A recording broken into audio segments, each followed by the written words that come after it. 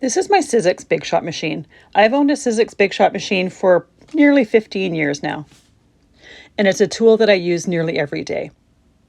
It has a nice sized base to it, and it is heavy duty, and it far outlasted the two other die cutting machines that I got to try.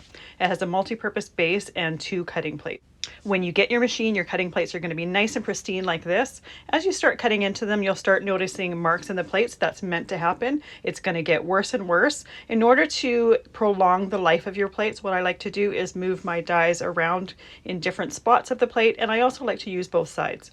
Because there's two cutting plates that come with the machine, I use one for cutting into and one as the bottom plate, so that it stays nice and flat. You can use your Big Shot for embossing regular and 3D folders, and you can also use it for cutting steel roll dies as well as the nice wafer thin dies. So many stamp sets now come with coordinating dies, which makes it really nice to use your die cutting machine and avoid the need for fussy cutting if that's not your cup of tea.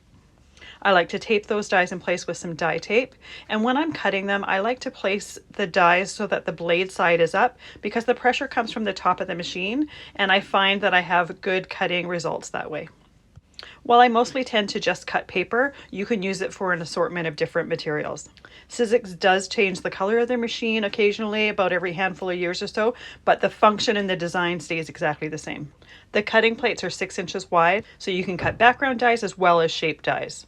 I love my Big Shot, and if and when it needs to be replaced, it'll definitely be replaced with another Sizzix die cutting machine.